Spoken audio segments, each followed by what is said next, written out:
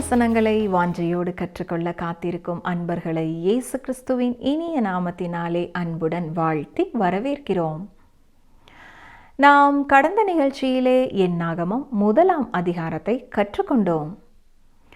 அந்த பகுதியிலே நாம் ரட்சிக்கப்பட்ட விசுவாசியாக நாம் இருந்தாலும் இந்த உலகத்திலே நமக்கு போராட்டங்கள் உண்டு என்றும், நம்முடைய பிள்ளைகள் பெயர்கள் கர்த்தரை நினைப்பூட்டுவதாக இருக்க வேண்டும் என்றும், கிறிஸ்துவை விசுவாசிக்கும் ஒவ்வொருவரும் தனித்தன்மை உடையவர்கள், அவர்கள் கிறிஸ்துவின் ஆளுகைக்குட்பட்டவர்கள் என்பதையும் கற்றுக்கொண்டோம். இன்று நாம் அதனைத் தொடர்ந்து என்னாகமம் 2ஆம் அதிகாரம் முதல் 4ஆம் அதிகாரம் வரை கற்றுக்கொள்ள இருக்கிறோம். இந்த பகுதியிலே ஜனங்கள் கோத்திரமாக ஒழுங்குபடுத்தப்பட்டதின் காரணம் என்ன? நாம் எப்படி வெற்றி வாழ்க்கை வாழ முடியும்?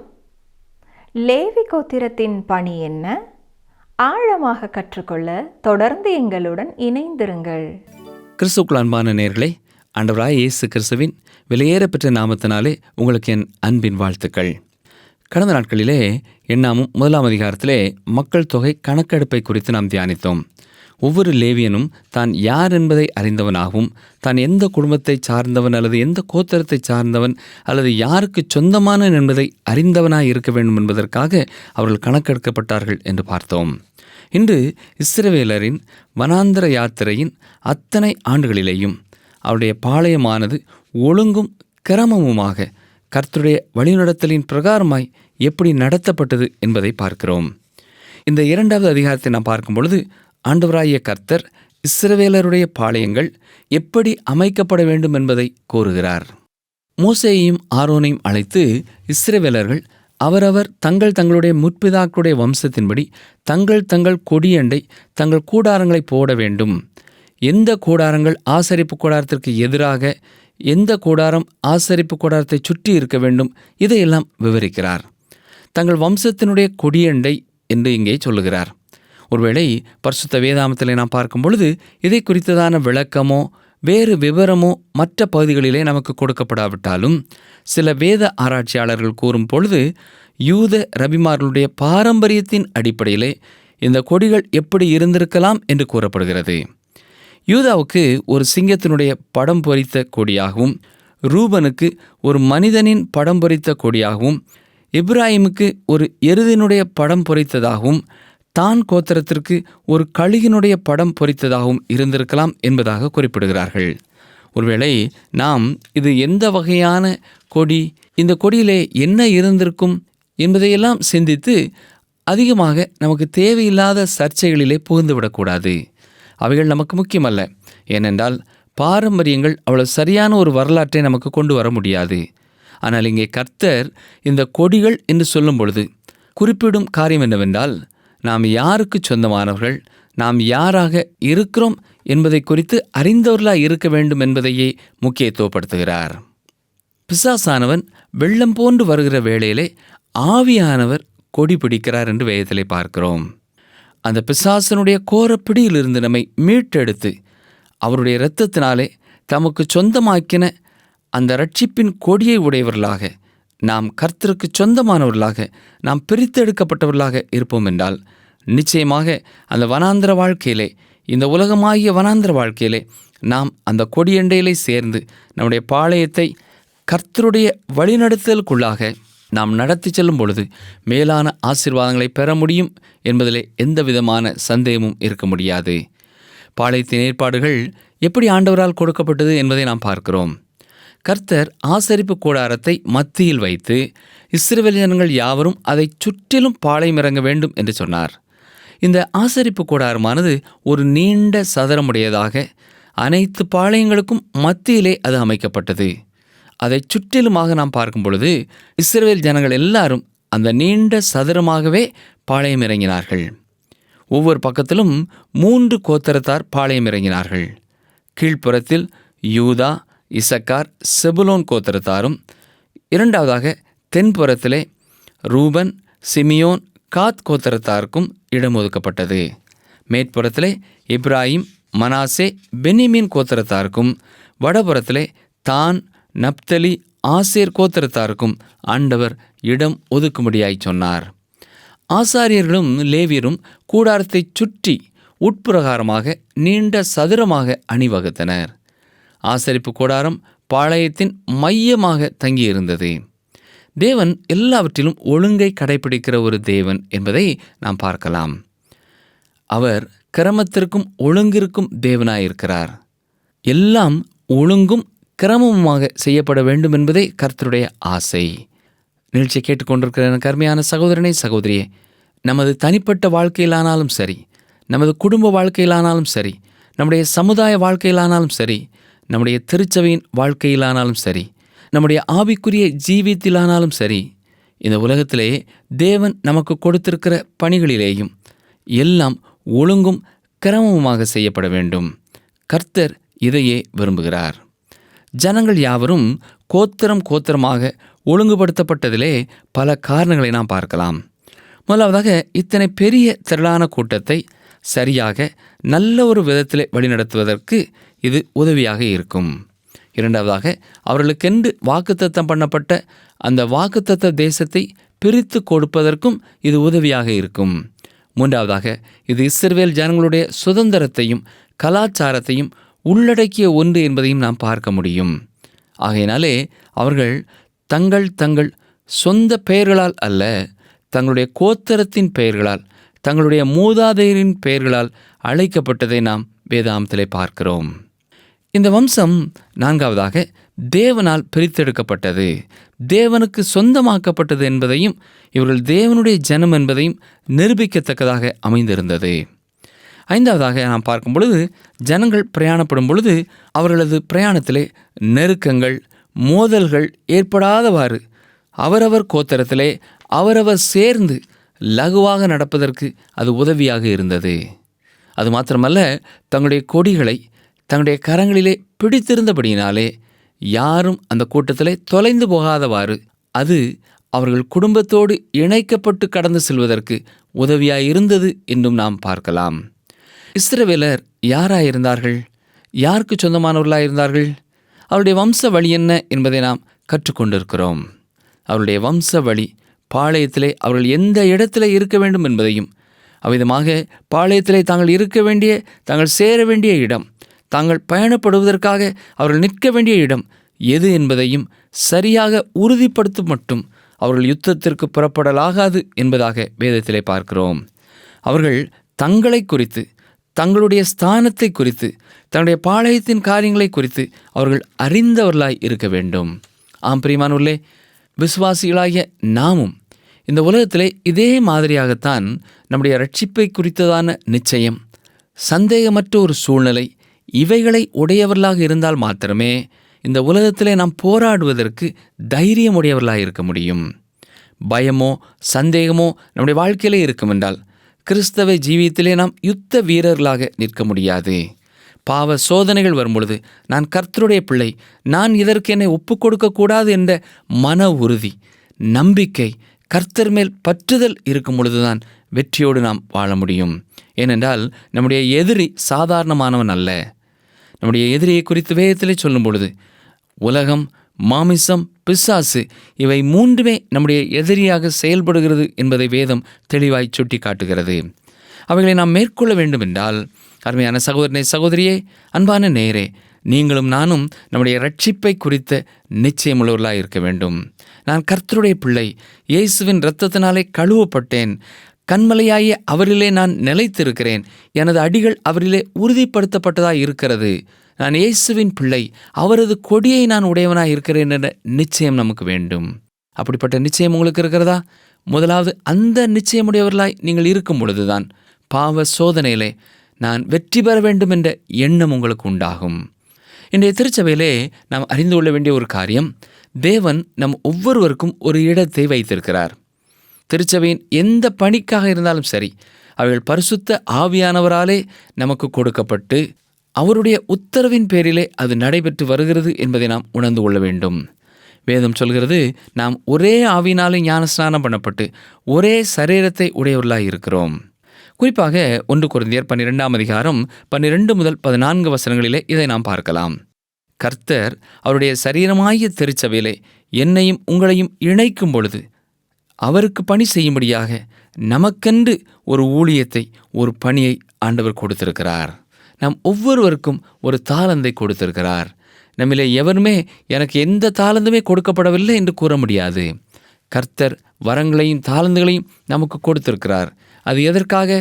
அவருடைய பணியை செய்வதற்காக, அவருடைய நாமத்தை மகிமைப்படுத்துவதற்காக. கர்த்தருடைய பணியை செய்வதற்கு திருச்சபையாகிய சபையிலே நாம் ஒவ்வொருவரும் ஒவ்வொரு அவயவமாய் இருக்கிறோம். ஆண்டுடைய பணியை செய்யும்படியாக நாம் அழைக்கப்பட்டிருக்கிறோம். நம்முடைய காலை எடுத்துக்கொள்வோம் என்றால் நம்முடைய பாதத்தில் மாத்திரம் 20க்கும் அதிகமான எலும்புகள் இருக்கின்றன என்று சொல்லப்படுகிறது. ஆம், எவ்வளவு நேர்த்தியாய் நம்மை ஆண்டவர் உருவாக்கி இருக்கிறார் பாருங்கள். அந்த 20 எலும்புகளும் இணைந்து அந்த பாதத்தை, இந்த சரீரத்தை சுமக்கும்படியாக பணிவிடைகளை செய்வதற்கு நமக்கு உதவி செய்யும்படியாய் இருக்கிறது. நீங்களும் நானும் ஆண்டுடைய திருச்சபையாகிய சரீரத்திலே இணைக்கப்பட்டிருக்கும் பொழுது தேவன் நமக்கென்று ஒரு இடத்தை வைத்திருக்கிறார். அது எந்த இடமானாலும் சரி, நான் தேவனுடைய பணியை செய்வதற்காக எனக்கு ஆண்டவர் இந்த பொறுப்பை கொடுத்திருக்கிறார் என்பதை நாம் உணர வேண்டும்.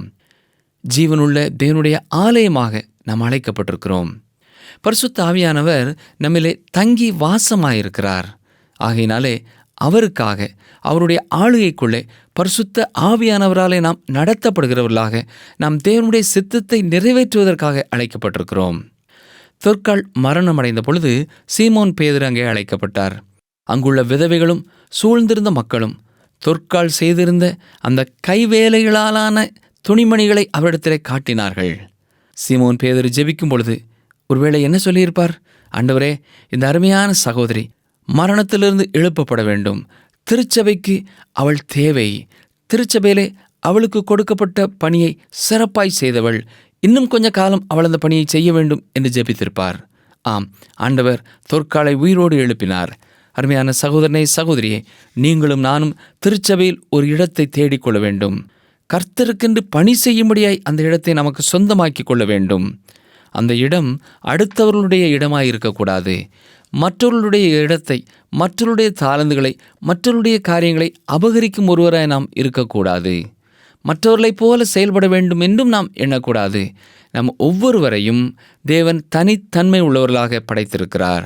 எனவே மற்றொருவரைப் போல் இருக்க போட்டி போடாமல், நம்மை கர்த்தர் எதற்காக அழைத்திருக்கிறாரோ அந்த பணியை அவருக்காக நாம் உற்சாகமாய் செய்ய வேண்டும். நாம் அடுத்தவர்களாக இல்லாமல் நாம இருந்து மற்றவர்களையும் உற்சாகப்படுத்தி தேவனுடைய பணியை சேர்ந்து செய்ய வேண்டும். நமக்குரிய இடத்திலே தேவன் நம்மை எந்த இடத்திலே வைத்திருக்கிறாரோ அந்த பணியிலே முழு கவனத்தோடு அவரை மகிமைப்படுத்தவும் ஆவியானுடைய வழிநடத்தலுக்குள்ளாக நம்மை ஒப்பு கொடுத்து வாழ நாம் அழைக்கப்பட்டிருக்கிறோம். 3ஆம் அதிகாரத்திற்குள்ளாக நாம் பிரவேசிக்கும் பொழுது இங்கே கர்த்தர் தம்முடைய பிள்ளைகளாகிய இஸ்ரவேல் ஜனங்களை வனாந்தர பயணத்திற்கு நேராக ஆயத்தப்படுத்துவதை நாம் இங்கே பார்க்கலாம். முதலாவதாக பாளையத்தினுடைய ஒழுங்கை நாம் பார்க்கிறோம். அங்கு மக்கள் தொகை கணக்கெடுக்கப்பட்டது. யுத்த வீரர்களாக இருக்கக்கூடிய மக்கள் கணக்கிடப்பட்டார்கள். ஜனங்கள் தாங்கள் யார் என்பதை அறிந்து கொள்ள வேண்டியவர்களாக இருந்தது. அது மாத்திரமல்ல, அவர்கள் தாங்கள் ஆபிரகாமுடைய புத்திரர் என்ற நிச்சயமுடையவர்களாக காணப்பட வேண்டியவர்களாக இருந்தார்கள். திரும்பவும் நாம் இங்கே பார்க்கிறதான வேளையிலே ஜனங்கள் எல்லாரும் தங்களுடைய கொடியை அவர்கள் அறிந்தவர்களாய் இருக்க வேண்டும். இதற்காக அவர்கள் யாரை சார்ந்தவர்கள் என்பதை அறிந்து கொள்வதற்காக. இங்கே 3வது அதிகாரத்தில் நாம் பார்க்கும் பொழுது லேவி கோத்திரத்தாரை குறித்தும் அவர்கள் என்ன செய்ய வேண்டும் என்பதை குறித்தும் கர்த்தர் கூறுகிறார். இந்த லேவி கோத்திரத்தார் தான் ஆசரிப்பு கூடாரத்தினுடைய முழுமையான பணிகளுக்கும் பொறுப்பாய் இருந்தார்கள். முதலாவதாக மக்கள் தொகை கணக்கெடுக்கப்படும் பொழுது லேவியருடைய தொகையானது கணக்கிடப்படவில்லை. இங்கே அவருடைய தொகை தனியாக கணக்கெடுக்கப்படுகிறதை நாம் பார்க்கிறோம். லேவி கோத்திரமானது ஆரோனுடைய ஆசாரிய பணியிலே உதவி செய்யும்படியாய் தேவனால் தெரிந்து கொள்ளப்பட்டது. அவர்கள் ஆரோனுக்கும் ஆரோனுடைய ஊழியத்திற்கும் உதவியாய் இருக்க வேண்டும். விசுவாசிகளாகிய நாம் ஒவ்வொருவருமே ஆசாரிய பணி கொடுக்கப்பட்டவர்களாய் இருக்கிறோம் என்பதை மறந்து போகக்கூடாது. பிரதான ஆசாரியனாகிய நம்முடைய ஆண்டவராகிய இயேசு கிறிஸ்து தன்னுடைய பிரதான ஆசாரியனுடைய ஜெபத்திலே யோவான் 17ஆம் அதிகாரத்திலே ஜெபிக்கும் பொழுது நாம் இந்த உலகத்திலே அவருக்கு ஊழியம் செய்யும்படியாக வைக்கப்பட்டிருக்கிறோம் என்பதையும் அவரே நம்மை காத்து கொள்ளும்படியாகவும் இயேசு ஜெபிப்பதை பார்க்கிறோம். எல்லா லேவியரும் ஆசாரியர்கள் அல்ல. அவர்களில் ஆரோனின் வம்சத்தினருக்கு மட்டுமே ஆசாரிய ஊழியம் செய்வதற்கு தேவன் அனுமதி கொடுத்தார். இந்த ஆசாரியத்துவம் புதிய ஏற்பாட்டிற்கு எதிர்மறையாய் காணப்படுகிறது. புதிய ஏற்பாட்டின்படி கர்த்தருடைய பிள்ளைகள் யாவருமே ராஜாக்களும் ஆசாரியர்களுமாய் இருக்கிறோம் என்று 1 பேதுரு 2 அதிகாரம் 5, 9 வசனங்களிலேயும், வெளிப்படுத்தின விசேஷம் 1 அதிகாரம் 6 மற்றும் 5 அதிகாரம் 10 வசனங்களிலேயும் பார்க்கிறோம். பழைய ஏற்பாட்டிலே பிரதான ஆசாரியன் வருடத்திற்கு ஒரு முறை மட்டுமே தேவனுடைய பிரசன்னத்திற்குள்ளே செல்ல வேண்டியவனாய் இருந்தான். புதிய ஏற்பாட்டிலோ கர்த்தருடைய பிள்ளைகள் யாராயிருந்தாலும் பிதாவினிடத்தில் சேரும் சிலாக்கியத்தை எந்த நேரத்திலும் பெற்றவர்களாயிருக்கிறோம். எபேசியர் 2 அதிகாரம் 18 வசனம், எபேசியர் 3 அதிகாரம் 2 வசனம், எபிரேயர் 10 அதிகாரம் 19 முதல் 22 வரை உள்ள வசனங்கள், இவை எல்லாமே இதை நமக்கு சுட்டி காட்டுகிறது. எப்பொழுது வேண்டுமானாலும் நாம் தேவனுடைய சமூகத்திலே கிட்டிச் சேரக்கூடிய சிலாக்கியத்தை ஆண்டவர் நமக்கு கொடுத்திருக்கிறார். எபிரேயர் 4 அதிகாரம் 16 வசனத்தை பார்ப்பீர்கள் என்றால், ஆதலால் நாம் இரக்கத்தை பெறவும் ஏற்ற சமயத்தில் சகாயம் செய்யும் கிருபையை அடையவும் தைரியமாய் கிருபாசன தண்டையிலே சேர கடவோம் என்று சொல்லப்பட்டிருக்கிறது. அடிக்கடி இதை நாம் உணர்ந்து அவருடைய பிரசன்னத்தை அனுபவித்து மகிழும் பழக்கமுடையவர்களாக இருப்போம் என்றால் அது மிகுந்த ஆசீர்வாதமானதாய் காணப்படும். எண்ணாமம் 3 அதிகாரம் 12, 13 வசனங்களிலே தேவன் சொல்லும் பொழுது, லேவியரை நான் எனக்கென்று எடுத்துக்கொண்டேன் என்பதாய் சொல்கிறார். இஸ்ரவேல் புத்திரரிலிருந்து எடுத்துக்கொண்டேன், அவர்கள் என்னுடையவர்களாய் இருக்கிறார்கள் என்று சொல்கிறார். ஆம், கர்த்தருடைய நடத்துதல் இதுதான். அவர் இன்றைக்கும் ஒவ்வொரு குடும்பத்தையும் தனக்கு வேண்டும் என்று சொல்கிறார். குடும்பத்தின் பொருள்களை அல்ல, குடும்பத்தின் ஆஸ்திகளை அல்ல, குடும்பத்தார் ஆண்டவருக்கு வேண்டும் என்று சொல்கிறார். நம் ஒவ்வொருவரையுமே ஆண்டவர் விரும்புகிறார். நாம் ஆண்டவருக்கென்று திருப்பிவிடப்பட்டவர்களாக இருக்கிறோமா? நம்முடைய குடும்பத்தை ஆண்டவருக்கென்று நாம் பிரதிஷ்டை பண்ணினவர்களாக இருக்கிறோமா? நமது குடும்பத்தை அவருக்கு சொந்தமாய் ஒப்பு கொடுத்திருக்கிறோமா? சற்றே எண்ணி பார்ப்போம். முதற் பிறப்பு அனைத்தும் ஆண்டவருக்கு சொந்தம் என்றும் பார்க்கிறோம். அப்படி என்றால் முதலாவது பிறந்தவர்கள் எல்லாரும் ஊழியத்திற்கு செல்ல வேண்டும் என்பதல்ல. அவர்கள் ரட்சிக்கப்பட்டவர்களாய் இருக்க வேண்டும். அவர்கள் தேவனுக்கு சொந்தமானவர்கள், தேவனை சார்ந்தவர்கள் என்பதை வாழ்க்கையை காண்பிக்கிறவர்களாய் அவர்கள் வாழ வேண்டும். இஸ்ரவேலிலே முதற் பேரானதை ஒவ்வொரு கோத்திரத்திலிருந்தும் எடுத்துக்கொள்வதற்கு பதிலாக தேவன் லேவி கோத்திரத்தாரை தனக்கென்று தெரிந்து கொண்டார். லேவி கோத்திரத்தாரை தெரிந்து கொண்ட தேவன் லேவியின் புத்திரர் எல்லாரையும் அவருடைய பிதாக்களின் வம்சங்களின்படியே 1 மாதத்திற்கு மேற்பட்ட வயதுள்ள ஆண் பிள்ளைகளை எல்லாம் கணக்கிட வேண்டும் என்று சொல்கிறார். மோசே கர்த்தர் தனக்கு சொன்ன பிரகாரமாகவே கணக்கெடுகிறார். அவ்விதமாக கணக்கெடுத்த பொழுது லேவியின் 3 குமாரர்கள் கெர்சோன், கோகாத், மெராரி என்பவர்களின் குடும்பம் கணக்கிடப்படுகிறது. தேவனுடைய பணிக்கு தேவன் தெரிந்தெடுக்கக்கூடிய ஒரு வழியை நாம் இங்கே பார்க்கிறோம். தனக்கென்று தன்னுடைய பணிக்கென்று தெரிந்து கொள்ளப்பட்ட லேவியின் புத்திரரை தேவன் சிறப்பானவர்களாய் கருதுகிறார். அவருடைய பணி கர்த்தருடைய பணி. அது ஒரு இழிவான பணி அல்ல, உயர்வான பணி. அந்த உயர்வான பணிக்காக அவர்களை தெரிந்தெடுத்தார். இஸ்ரவேல் புத்திரருடைய முதற் பலன்களுக்கு ஈடாக இவர்களை கணக்கிட்டு பார்க்க வேண்டும் என்று ஆண்டவர் சொல்லுகிறார். அவ்விதமாய் கணக்கிடப்படுகின்றதான வேளையிலே மீதியாய் வரக்கூடிய அந்த எண்ணிக்கைக்கு தக்கவாறு பணத்தை ஆண்டுடைய பிரதான ஆசாரியனிடத்திலே ஆசரிப்பு கூடாரத்திற்கு கொண்டு வர வேண்டும் என்பதாயும் கூறுகிறார். எல்லாவற்றிலேயும் ஒழுங்கையும் வழிமுறைகளையும் கொடுக்கிற தேவன் ஏதோ வந்தோம், போனோம், எடுத்தோம், கவிழ்த்தோம் என்பதாக இல்லாமல் தேவனுடைய பணி ஒழுங்கும் கிரமமாய் நடைபெறுவதற்காக இவ்விதமான கட்டளையை கர்த்தர் மோசேக்கு கொடுத்தார். தெரிந்து கொள்ளப்பட்ட இந்த அருமையான லேவி கோத்திர பிள்ளைகளுக்கு ஆண்டவர் அவர்கள் செய்ய வேண்டிய பணிகளையும் வரையறுத்து கொடுக்கிறார். கெர்சோன் புத்திரர்கள் வாசஸ்தலத்தையும் கூடாரத்தையும் அதன் மூடியையும், ஆசரிப்பு கூடார வாசல், மறைவு, வாசஸ்தல தண்டையில், பலிபீட தண்டையில் சுற்றிலும் இருக்கிற பிரகாரத்தின் தொங்கு திரைகள், பிரகார வாசல் மூடுதிரை, அவைகளின் வேலைகளுக்குரிய அவைகளின் கயிர்கள், இவைகள் எல்லாவற்றையும் பொறுப்பாய் கவனிக்க வேண்டும் என்பதாய் குறிப்பிடுகிறார். ஒரு எச்சரிப்பும் கொடுக்கிறார். ஆலய பிரகாரத்திலே சாகாதபடியாக எச்சரிக்கையாக இருக்க வேண்டும் என்பதாயும் கூறுகிறார். 4 அதிகாரம் 20 வசனத்திலே பார்ப்போம் என்றால், பரிசுத்தமானவைகள் மூடப்படும் போது பார்க்கிறதற்கு உட்பிரவேசியாமல் இருப்பார்களாக என்பதாய் குறிப்பிடுகிறார். ஆம், எல்லாவற்றிலும் ஒழுங்கை கடைபிடிக்க வேண்டும். யார் யாருக்கு என்னென்ன பொறுப்பு கொடுக்கிறாரோ அந்த பொறுப்பை அவர்கள் சிறப்பாய் நிறைவேற்ற வேண்டும் என்பதே தேவனுடைய விருப்பம். அந்த பரிசுத்தமானவைகளை மூடுவது, ஆரோனும் அவனுடைய பிள்ளைகளும் மட்டும் செய்யப்பட வேண்டிய ஒரு பணியாக இருக்கிறது. அவைகளை சுமப்பதற்கும் அவைகளை பாதுகாப்பதற்கும் மாத்திரமே இந்த கெர்சோன் புத்திரர்.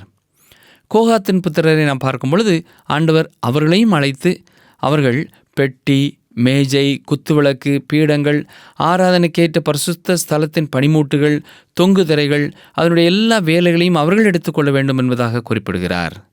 மெராரி புத்திரருக்கு ஆண்டவர் கொடுக்கிற வேலையானது சற்று கடினமான வேலையாயிருக்கிறது. வாசஸ்தலத்தின் பலகைகள், தாழ்பாள்கள், தூண்கள், பாதங்கள், அதனுடைய எல்லா பனிமூட்டுகளும், அதற்கடுத்தவைகள் அனைத்தும் மற்றும் சுற்று பிரகாரத்தின் தூண்கள், அவைகளின் பாதங்கள், முளைகள், கயிறுகள், இவைகளை அவர்கள் சுமந்து எடுத்து பாதுகாப்பாக வைக்க வேண்டும் என்பதாய் குறிப்பிடுகிறார்.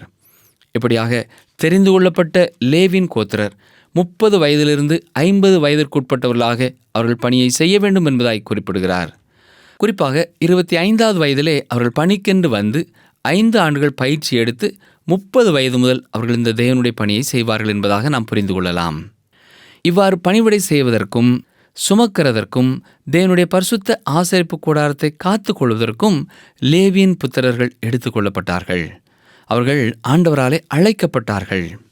தேவனுடைய பணியிலே ஒவ்வொருவருக்கும் ஒரு அழைப்பும் ஒரு பணியும் கொடுக்கப்படுகிறது. சுமக்கக்கூடிய பணி இருக்கிறது, ஆராதனை செய்யக்கூடிய பணி இருக்கிறது, பாதுகாக்கக்கூடிய பணி இருக்கிறது. எல்லாருக்கும் ஒரே விதமான பணிகள் கிடையாது. ஆனால் எல்லா பணிகளும் தேவனுடைய பணி, தேவன் கொடுத்திருக்கின்ற அருமையான ஆசீர்வாதமான ஊழியம் என்பதை மனதிலே கொண்டவர்களாக நாம் கர்த்தருடைய பணியை நிறைவேற்றி கர்த்தருக்கு உகந்த சாட்சியாய் ஜீவிக்க தேவன் நம்மை எதிர்பார்க்கிறார். எந்த காரியத்தை நாம் செய்ய நமக்கு கொடுத்திருக்கிறாரோ அதை நாம் செய்து மிஞ்சிய காரியங்களிலே நாம் தலையிட்டு தேவனுடைய கோபத்திற்கு ஆளாகாதவாறு கவனமாக இருக்க வேண்டும். கர்த்தர் நம்முடைய அளவுக்கு தக்கதாக பலன் கொடுக்கிறவர் அல்ல. நாம் எந்த அளவு வேலை செய்கிறோமோ அந்த அளவுக்கு அவர் பதில் கொடுக்கிறவர் அல்லது ஆசீர்வதிக்கிறவர் அல்ல.